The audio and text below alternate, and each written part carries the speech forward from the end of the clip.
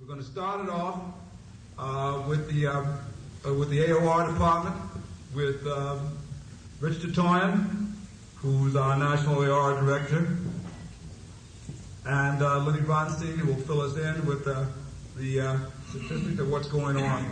So, Rich, why don't you start it off? FM radio, a short history, our responsiveness to FM radio today as a record company.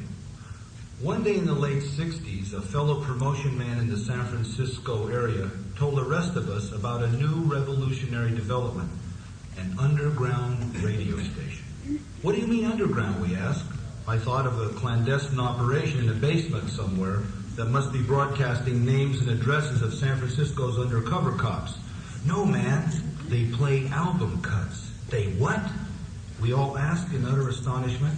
He repeated that they played songs off the LPs. If Charlie Miner was there, he would have asked, "You mean in great big records with the little bitty holes?" What kind of music do they play? They play whatever the DJ wants to play. You're kidding. Well, I think all of us cut our lunch hours short that day, ran back to our respective distributors, and tried to talk our bosses into letting us take some LPs from stock to this very weird station. Up to this time, most of us knew there was an FM switch on our radios, but you never used it unless you wanted to weird out your neighbors by playing classical music. FM in car radios? Forget it. So, a bunch of us gathered around an FM to listen to this strange new station. The station, KMPX, was an ethnic station, and at the time, losing money. They had 2 hours of block ethnic music of several different nationalities, each with its own host. So you could listen to the Juan Perón show, 2 hours of Mexican music. Buenas noches, señores, señoritas, enfermos de nerviosos, rápido by Budweiser, cerveza, radio station at KMPX in San Francisco. Or,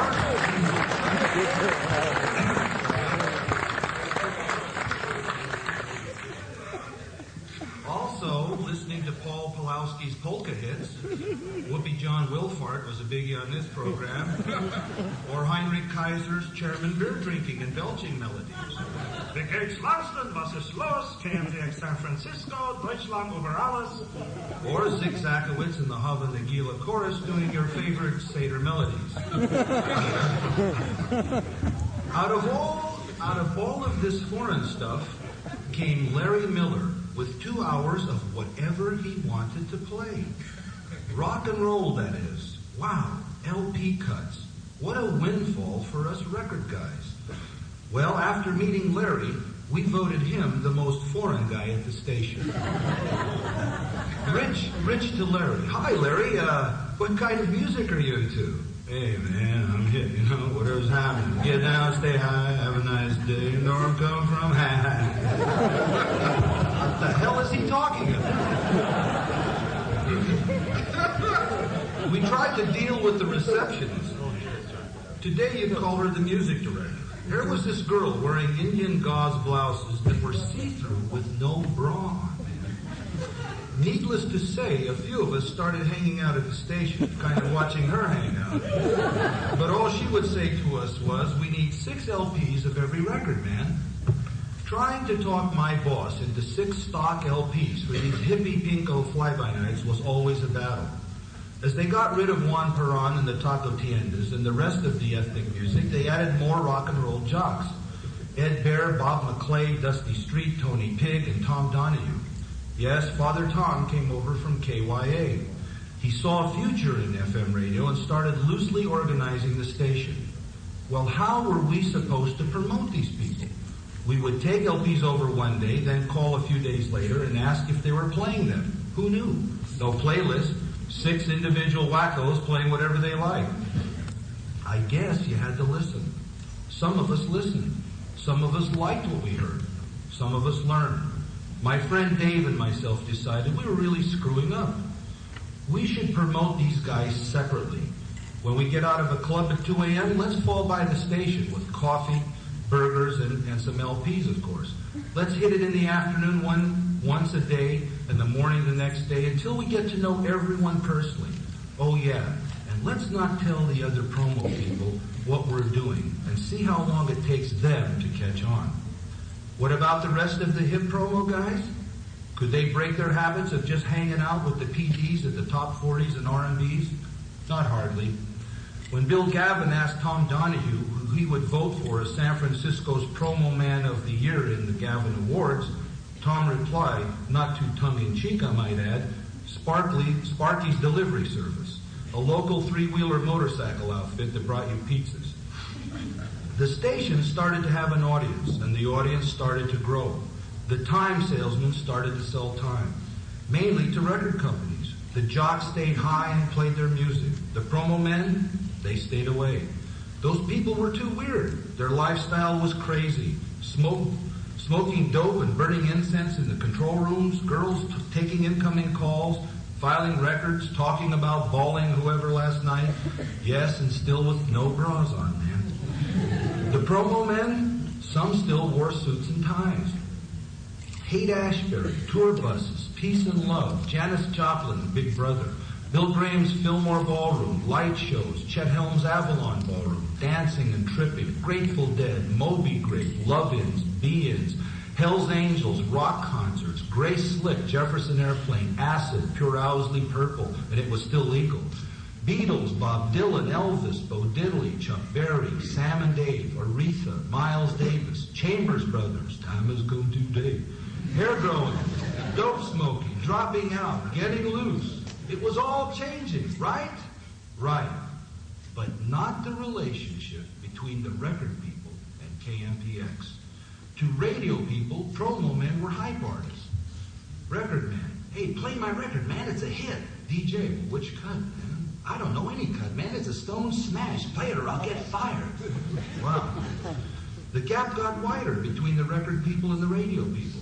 With the success of this type of station, more stations started changing their formats to progressive. Philly, New York, Boston, LA. But the story for the most part was the same. We didn't understand each other's problems. Radio didn't even understand itself. As more FMs increased with rock formats, they were as varied as you could imagine. Most of them were very amateur and stayed that way for years.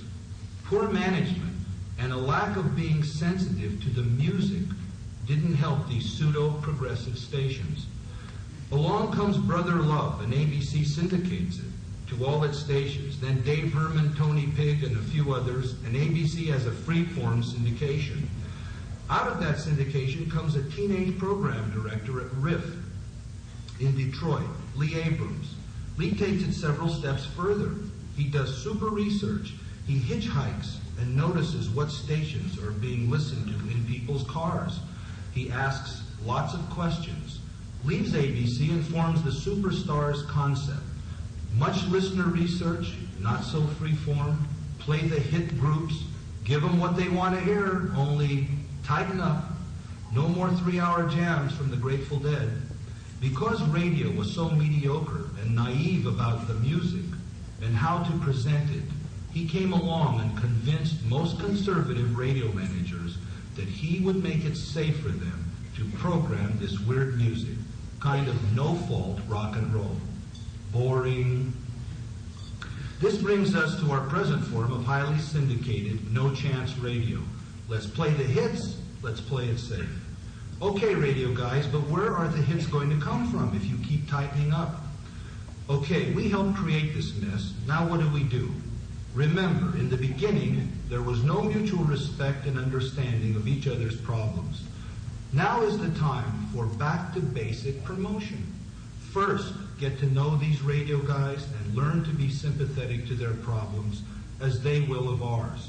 You are teachers, motivators, philosophers, gamblers, persuaders, and promoters. Let them know that A&M Records is more committed to our artists than all of our competitors. To you, Mr. Radio Person, you also have to get involved with us. The free ride is over. You're dying from your own boredom and your lack of interest. In what? In the music. If you didn't have our music, your stations would all be talk shows or bowling alleys. Yes, there are more acts than ever before. That's why we have to work harder to get them played.